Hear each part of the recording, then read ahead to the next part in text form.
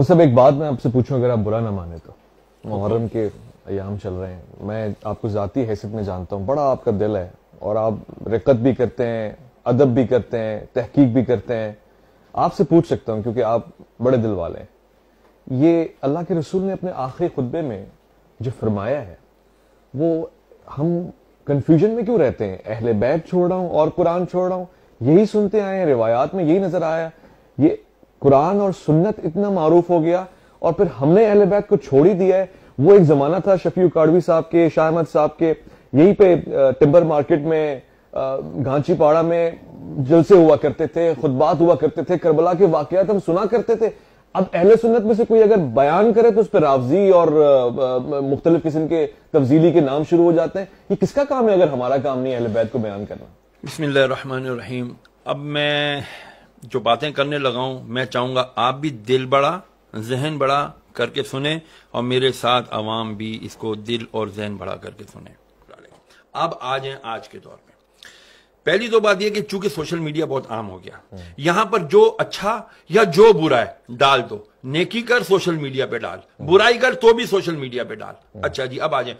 ایک ہمارے ہاں خطبہ حجت الوداع کی بڑی الحمدللہ ہم بات کرتے ہیں. کیا نبی علیہ السلام نے فرمایا کیا کہ جی میں تمہیں اپنے بعد دو چیزیں چھوڑے جا رہا ہوں، ایک قرآن اور ایک سنت. ہر ایک یہی کہہ رہا ہے، ایک قرآن اور ایک سنت. یار آپ اپنے اندر یہ اخلاقی جرت کیوں نہیں پیدا کرتے کہ میں تمہارے درمیان دو چیزیں چھوڑے جا رہا ہوں، ایک قرآن اور ایک اپنی اطرت، اپنے اہل بیت، اپنی آل. صحابہ کیوں نہیں فرمایا میں تمہارے درمیان صحابہ چھوڑے جا رہا ہوں؟ صحابہ کے لیے یہ بھی حدیث ہے نا کہ میرے کسی بھی صحابی کو مفہوم عرض کرتا ہوں کہ تم میرے کسی بھی صحابی کی اقتدا کرو گے تو ہدایت پا جاؤ گے. لیکن خطبہ حجت الوداع جو دنیا کا سب سے بڑا اجتماع تھا، 1.25 لاکھ صحابہ موجود تھے جو پوری دنیا میں گئے، انہوں نے پہنچانا تھا پیغام نبی کا، کیونکہ اس دن دین مکمل ہو گیا تھا. جب یہ آیتیں سنی تو حضرت ابو بکر صدیق رو رہے تھے. عمر فاروق جا کے کہتے ہیں او مبارک ابو بکر تم رو رہے ہو، آج تو دین مکمل ہو گیا. فرمایا تم سمجھے نہیں، دین مکمل ہو گیا مطلب اب اللہ کے نبی ہم سے جانے والے ہیں. کتنی فراست تھی ان کی. لیکن نہیں، یہ نہیں فرمایا کہ میں تمہارے اندر اپنے بات قرآن کے ساتھ ابو بکر چھوڑ رہا ہوں، عمر چھوڑ رہا ہوں، عثمان چھوڑ رہا ہوں، علی چھوڑ. فرمایا میں اہل بیت چھوڑ رہا ہوں. کیوں؟ اس کی سب سے بڑی وجہ صحابہ بھی وفات پا گئے، کئی صحابہ نے شادیاں نہیں کی، کئی اصحاب کے اولاد ہی نہیں ہیں. لیکن اللہ نے قرآن میں وعدہ کیا ان شانیہ هو الابتر، اے محبوب تیرا دشمن ہی بے نام رہے گا لیکن تیری آل چلے گی، تیری آل چلے گی. قیامت تک سید ہوگا، آئے گا ایک آخری سید جس کا نام مہدی ہوگا، محمد ہوگا. وہی آ کر کے پھر دجال کو بھی مارے گا. وہی آ کے جب حضرت عیسیٰ علیہ السلام کو بھی کلمہ پڑھا کر کے وہ کہیں گے کہ اب میں لا الہ الا اللہ محمد رسول اللہ کا کلمہ پڑھتا ہوں. اب بات آ جاتی ہے یہاں پر کہ ہم کیوں نہیں سناتے کربلا کا. چھوڑ ہی دیا کربلا کو، شیعوں کا کام ہے یہ تو ہمارا کام نہیں ہے. یہ کس نے کہہ دیا کہ یہ خالی کربلا اہل بیت نبی کی آل صرف شیعوں کا ٹھیکہ ہے؟ سوری ٹو سی اگر میرے الفاظ سخت ہیں تو. یار نبی علیہ السلام نے فرمایا قرآن کی نص ثابت ہے. نص اس کو کہتے ہیں جس پہ قرآن سے دلیل آئی ہو. تو قرآن کی آیت مباہلہ نہیں ہے، آیت تطہیر نہیں ہے. میں تم سے کچھ نہیں مانگتا، نبی فرما رہے ہیں اللہ کی، میں کوئی کچھ نہیں سوال کرتا تم سے الا المودۃ القربا، میرے اقربا کی، میرے اہل بیت کی، ان کی مودت رکھو. اور مودت محبت سے بہت عالی مقام ہے. اس کے اندر اگر ہم جائیں گے نا، لیکن جب تک وہ کرائیٹیریا نہیں بنے گا اس وقت تک بچیں گے نہیں. کون سا ٹولہ شروع ہو گیا جی؟ ذرا سا ذکر اہل بیت کیا، ذکر علی کیا، انہوں نے کہا تفضیلی ہے تو رافضی ہے. اب اس کا کیا کریں؟ یہ بھی تو مسئلہ ہے.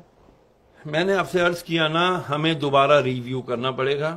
میں تمام علماء اہل سنت سے ہاتھ جوڑ کر، میں حقیر فقیر آدمی طالب علم ہوں، میری کوئی اوقات نہیں ہے، صرف ہاتھ جوڑ کر جید علماء سے، بڑے علماء کرام سے عرض کروں گا خدا کے لیے، ایک تو ہم اپنا ایگو، انا کا خول توڑیں.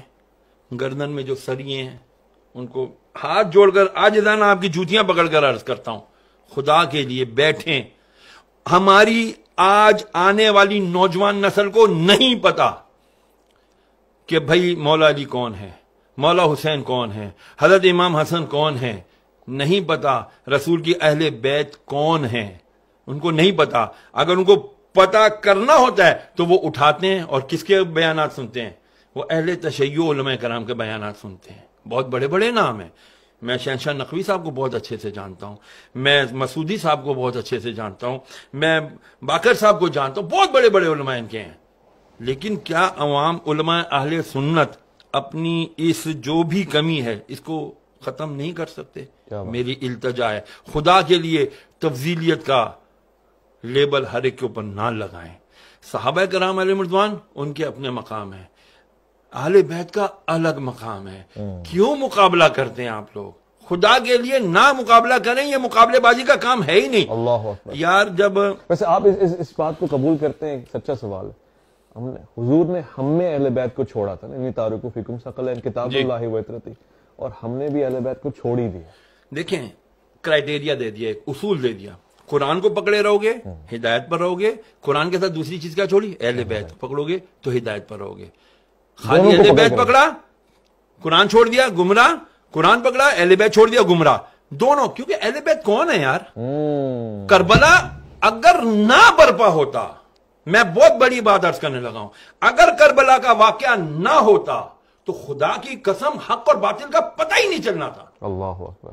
پھر تو وہی ہوتا جس کی لاٹھی اس کی بھینس.